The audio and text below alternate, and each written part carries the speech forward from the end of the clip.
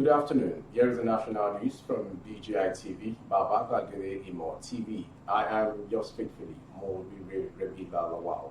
First are the major headlines for the national news.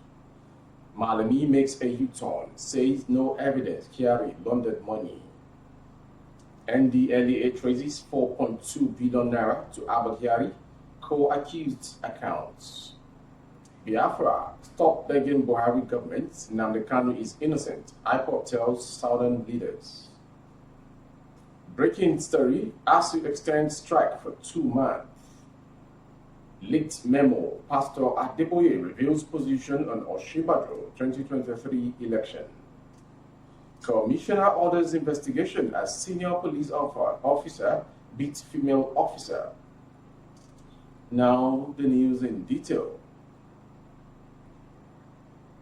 There are strong indications that the Attorney General of the Federation and Minister of Justice, Abubakar Malami San, may be plotting to save a former commander of the Police Intelligence Response Team, Alba Kyari, from facing criminal prosecution for alleged money laundering. Weeks after directing the police to probe him for allegedly receiving 33 proceeds of crime, stating that a case of money laundering had been established against Kyari. The Justice Minister in a new legal advice said there was no evidence to show that money was laundered by the senior police officer.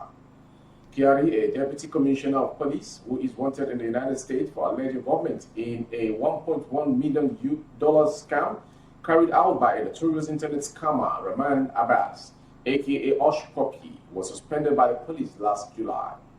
He is also facing 8 counts of conspiracy, obstruction, and dealing in cocaine and other related offenses at the Federal High Court, Abuja. The other defendants in the charge, marked FHC ABJ 57-2022, are 4 members of the IRT: Sunday Ubia, Bawa James, Simon Agiriba, and John Nuhu. 2 other suspects arrested at the Akanu Ibiam International Airport in Enugu, Chibuna Patrick Ubebi and Emeka Alfonso Ezenwane, were also listed as defendants.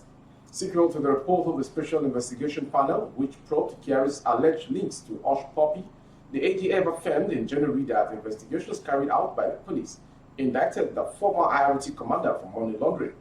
Malami, in a legal advice, therefore directed the Inspector General of Police, Usman Baba, to carry out further investigations, noting that a prima facie case of money laundering had been established against the DCP. He also said the force should intensify investigation into 33 crime proceeds received by the ex-IRT commander. Fresh facts have emerged on how suspended Super Corps and former commander of the Intelligence Response Team, DCP Albert Yari, as well as his deputy ACP Sunday Ubra, allegedly received a combined 4.2 billion naira from their separate bank accounts. The details are part of a report sent to the Attorney General of the Federation, Abubakar Malami, by the NDLEA. According to the Drug Enforcement Agency, not less than 1.4 billion naira passed through Kyari's account while he was commander of the IRT.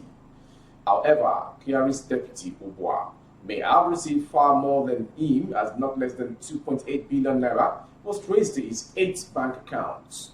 According to investigations, Ubwa allegedly received a lump sum of 2.664 billion naira on August 15, 2019.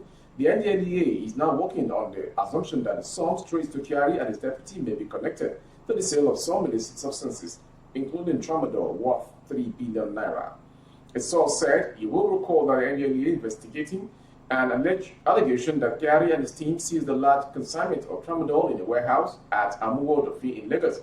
The consignment was worth about 3 billion naira. The IRT under Kyari's command seized these drugs, and they are believed to have sold the consignment to a cartel afterwards. It was around the time of this seizure that Kyari's deputy received a deposit of 2.664 billion naira in his personal bank account. Out of this money, he purchased FBN insurance shares worth about 100 million naira. Meanwhile, the NLE has written a letter to the AGF seeking his approval for the confiscation of properties and assets belonging to the once revived Super Corps. It was gathered that NLE's request was dispatched to the Justice Minister last week following the March 7 arraignment of Kyari and his men for dealing in cocaine. Kyari is facing 8 counts of conspiracy, obstruction, and dealing in cocaine and other related offenses at the Federal High Court, Abuja. The indigenous people of Biafra, IPOB, has urged southern leaders to stop begging the federal government to release its leader, Nnamdi Kanu.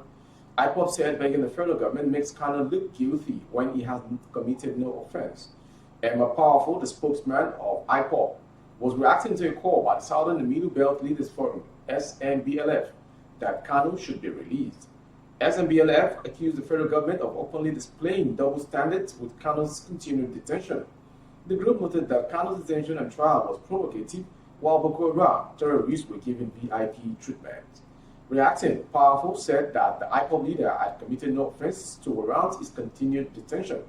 In the statement he signed, Powerful said the Nigerian government should withdraw all charges against Kanu. According to Powerful, leaders from the South should stop begging the FG to do what will save the already battered image of the country, because no court can try or convict him on the face of this flagrant violation of Mazi Nnamdi Kanu's human rights, as well as criminal violation of international humanitarian law and extend treaties forbidding extraordinary rendition. It is impossible and can't happen. Begging the federal government may simply give the impression that he is guilty of an offense when he has committed none. The federal government should do the needful by either withdrawing the charges on or before 8 April 2022.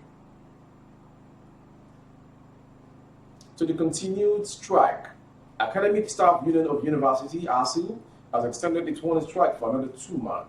The decision to extend the strike was taken at the union's National Executive Council, NEC, meeting held in Abuja last night. Although the union has not made any public statement regarding the outcome of the meeting, a source told Vanguard that members resolved at the meeting held in an undisclosed location that industrial action is extended for 2 more months. The outcome of the meeting, the source said, was being drafted to be released in a statement to the media soon. And to the next story, which is a shocking one from a veteran pastor in Nigeria. The General Overseer of the Redeemed Christian Church of God, Pastor Enoch Adeboye, has clarified a memo it issued directing the creation of a political department in the church. RCCG said the objective was to help coordinate the engagement of its people who are willing to be involved in politics, as well as mobilize support for them. The memo, which leaked online, came as political parties and politicians gear up for electioneering campaigns ahead of the 2023 general election. Vice President Yemi Osinbajo, a pastor of the RCCG, is rumored to nurse a presidential ambition, even though he is yet to officially declare his intention.